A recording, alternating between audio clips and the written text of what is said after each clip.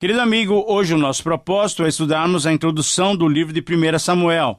E você que tem nos acompanhado sistematicamente, sabe que ao iniciarmos o estudo de mais um livro bíblico, sempre reservamos o primeiro programa desse novo livro para conhecermos mais detalhes sobre ele, para que, ao estudarmos o seu texto, possamos entender bem o porquê e o como foram registradas as suas palavras. Vamos então conhecer as questões relativas ao livro de 1 Samuel. Vamos conhecer detalhes sobre o nome do livro, sua autoria, as suas datas, as situações de contexto, os temas principais, o versículo-chave, enfim, uma série de outros elementos que vão nos dar esse contexto do livro de 1 Samuel para, ao estudarmos o texto bíblico, termos facilidade de entendê-lo diante dessas questões introdutórias que agora estamos mencionando. Inicialmente, estamos colocando como título para esse livro, para o livro todo, a seguinte expressão: o estabelecimento de Israel como reino monárquico. Se você estiver anotando, eu vou repetir mais uma vez. O título do livro de 1 Samuel é o estabelecimento de Israel como reino monárquico. Ao introduzirmos esse estudo, temos que constatar que o primeiro livro de Samuel apresenta-nos figuras importantíssimas da história de Israel e inicia um novo capítulo no relacionamento entre Deus e o povo. Esse primeiro livro de Samuel encabeça aquilo que nós temos chamado, e outros autores têm chamado também, de 3 livros duplos do Antigo Testamento. São eles 1 e 2 Samuel, 1 e 2 Reis, 1 e 2 Crônicas. Esses livros juntos registram a ascensão e a queda da monarquia israelita.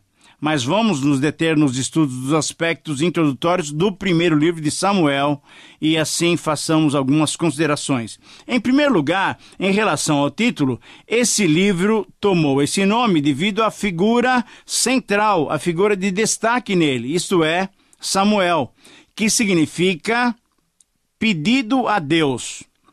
Originalmente, no cânon hebraico, os 2 livros de Samuel, 1 e 2 Samuel, formavam um só volume, isto é, o livro de Samuel.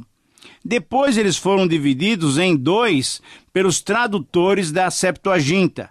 Se você se lembra o que é Septuaginta, é a tradução do hebraico para o grego, por volta do ano de 200, aproximadamente, antes do Senhor Jesus Cristo, para que então todo o Antigo Testamento pudesse ser conhecido pelo povo de então, que sabia falar fluentemente o grego. Junto com os livros que chamamos de 1 e 2 Reis, eles formavam os 4 livros do reino. Muito bem. Agora, em segundo lugar, em relação à autoria, esses livros são anônimos, como a maioria dos livros históricos são anônimos. O último juiz ou profeta é geralmente considerado o autor de 1 Samuel. Isto é, o próprio Samuel é considerado o seu autor. Isso dos capítulos 1 a 24. E Natã e Gade, os autores da parte restante do livro de Samuel, isso é, no segundo livro, porque Samuel já era morto. As descrições detalhadas e a minúcia sugerem que os autores foram testemunhas oculares de todos esses acontecimentos que nós vamos estudar. Em terceiro lugar, em relação às datas, os acontecimentos relatados no livro cobrem um período de 130 anos, de 1100 a 970 a.C. Como você pode reparar, é um livro bem antigo. Desde o nascimento de Samuel, passando pelos dias agitados de Saul até o início do reinado de Davi, escolhido por Deus. Antes da magistratura de Samuel, como vimos anteriormente, foram diversos os juízes que governaram Israel. Sansão governou Israel, governou Judá e Dan. Jefté governou Manassés e Efraim Oriental. Ibissã, Elon e Abidão julgaram outras partes de Israel. Com certeza, enquanto isso acontecia, Samuel estava crescendo lá no templo, lá no tabernáculo, em Silo, sob os cuidados e orientação de Eli. Os períodos da história de Israel que 1 Samuel alcança podem ser descritos, podem ser apresentados da seguinte maneira: 40 anos da opressão dos filisteus, que nós vimos ainda em Juízes capítulo 13, quando Sansão foi usado por Deus para libertar Israel. 40 anos da magistratura de Eli. Nós vamos ver isso em 1 Samuel capítulo 4. 75 anos em que a arca não ficou mais em Silo, mas em Kiriat Jearim.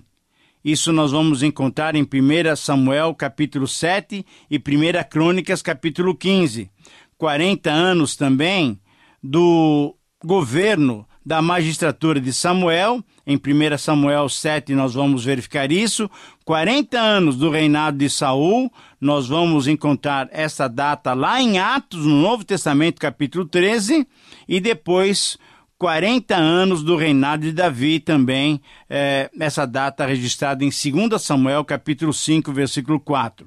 Enfim, você pode perceber que esse é um livro estratégico para entendermos a história, a continuidade da história do povo de Israel, já agora na Palestina.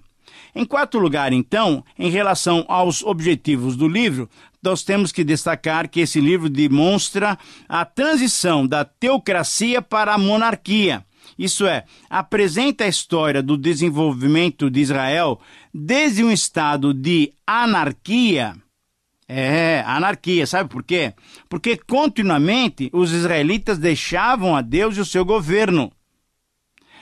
E aí, então, desse estado de anarquia, eles chegaram até um estado de monarquia, isto é, quando então um monarca, um rei, os governava.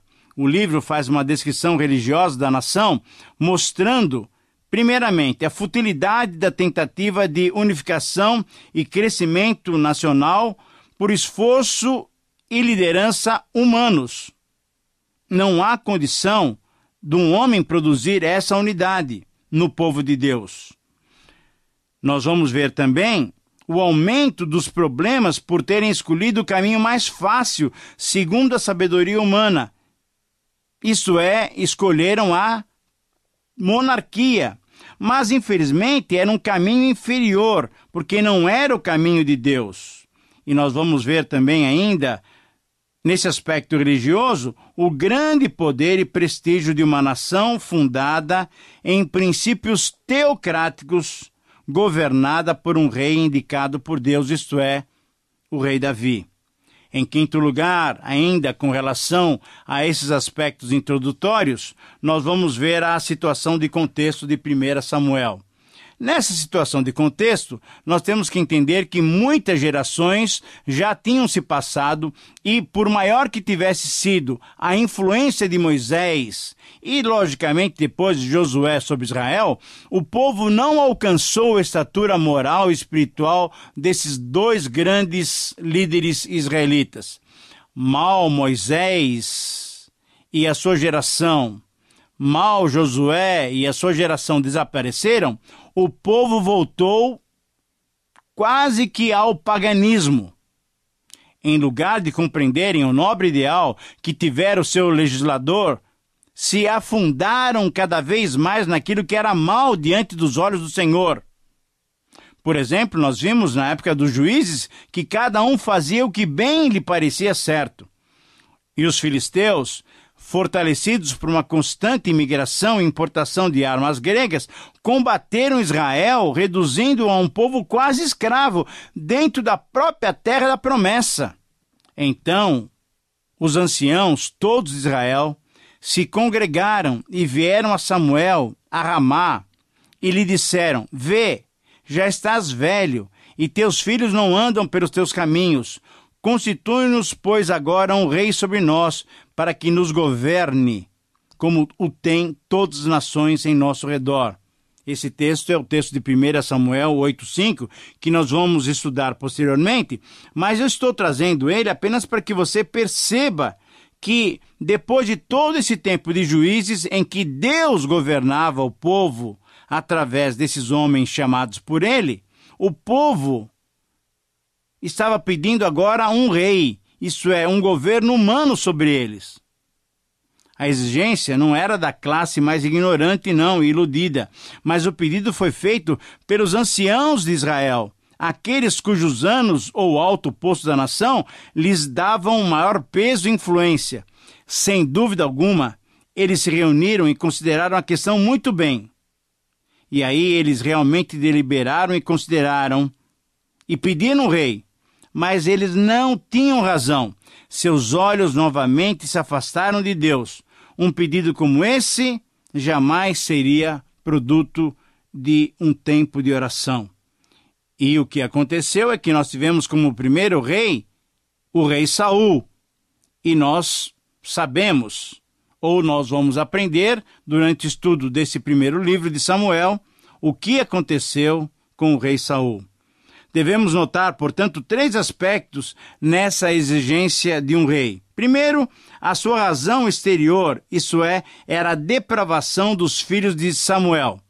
O próprio Samuel, que é o personagem central desse primeiro e desse segundo livro que nós vamos estudar, ele falhou na educação dos seus filhos. Segundo motivo, para eles pedirem o rei, era que o povo fosse como as outras nações, que eram governadas também por um rei.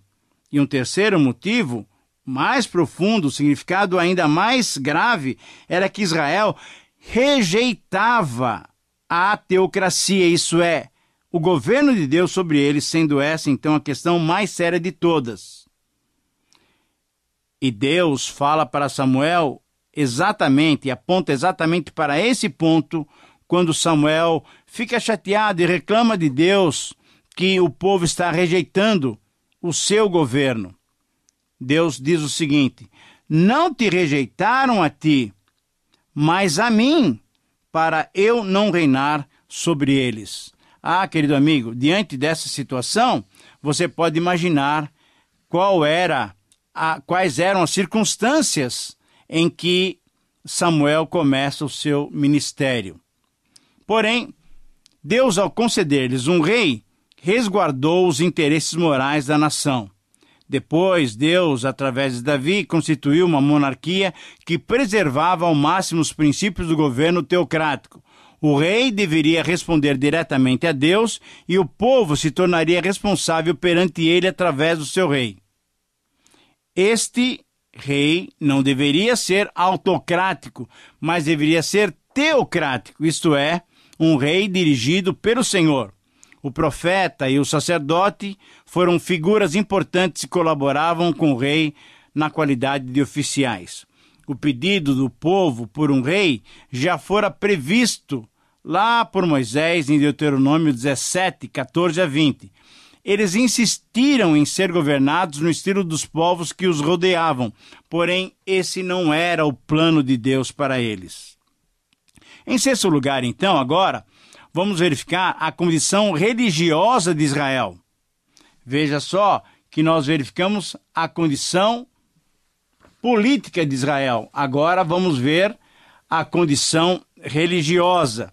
Vimos o contexto, a condição religiosa, depois vamos voltar um pouco a verificar a questão da governabilidade de Israel, e assim nós vamos conhecendo os detalhes introdutórios sobre esse livro. Com relação à condição religiosa, esse período começou com a idolatria e a imoralidade predominando a cena religiosa israelita. Embora o sacerdote Eli fosse fiel, ele deixou de honrar a Deus, deixando seus filhos que serviam no tabernáculo sem qualquer disciplina. Por causa dessa situação, Deus condenou toda a casa de Eli. Esse estado de religião superficial e de práticas imorais era evidentemente percebido e seguido por todo Israel e trouxe como consequência a permissão de Deus para que os filisteus invadissem Israel e ganhassem a guerra contra Israel. Isso é como sua disciplina para esse povo rebelde. O tabernáculo e a arca estavam em Silo, desde os tempos de Josué até os dias de Eli. Mas nos dias de Eli, exatamente nessa época em que houve uma grande indisciplina espiritual através dos seus 2 filhos, a arca foi roubada, e então esses marcos da religião de Israel, o tabernáculo e a arca, ficaram separados por volta de 75 anos, até que Davi fez retornar a arca no ano 1000 ao povo de Israel para estar no tabernáculo. Em sétimo lugar, então, em relação ao estado político, a governabilidade de Israel, podemos observar 3 aspectos dessa questão. Internamente, havia muitas divisões, isso é, as tribos não estavam unidas. Essa era uma época em que se constatava a fraqueza espiritual e, consequentemente, a fraqueza política. As lideranças eram divididas, a anarquia dominava todos os segmentos da sociedade e, sem uma liderança central desde Josué, cada tribo governava-se independente das outras. Em segundo lugar, com relação a essa questão da governabilidade, externamente, Israel enfrentava uma oposição dura. Os ataques surgiram principalmente por parte dos filisteus, mas também outros vizinhos, Edom, Moabe, Amon e até a própria Síria ao norte também atacaram Israel. E o ataque mais contundente foi feito pelos filisteus, que roubaram a arca da aliança de Israel. Novamente, sem uma liderança central, as diversas tribos de Israel sofreram nas mãos dos seus inimigos. E aí, no segmento do livro de 1 Samuel, nós vamos encontrar que durante a monarquia, depois desse triste período dos juízes, quando já no regime monárquico, essas opressões internas e externas foram sendo resolvidas gradativamente. Na época, então, quando chegou o rei Davi ao poder, aí sim, os filisteus foram expulsos. Edom, Moabe, Amon e Síria tornaram-se vassalos, isso é, escravos de Israel. E concluiu-se também um tratado de paz com a Fenícia. Agora, você pode perceber que isso aconteceu na época do rei Davi, um rei segundo o coração de Deus. Isso é, ainda devemos aprender que o melhor governo é o governo de Deus sobre nós. Agora, também, em 8º lugar, podemos ver nesse aspecto introdutório do livro de Samuel a questão do esboço. O que nós vamos estudar? Qual é o conteúdo desse livro que nós vamos estudar durante esses próximos 15 programas? Lembrando-se que você tem um compromisso de 30 programas para estudar o 1º e 2º livro de Samuel. Mas o que nós vamos estudar em primeiro lugar em 1 Samuel? Nós vamos estudar a ascensão e o governo de Samuel.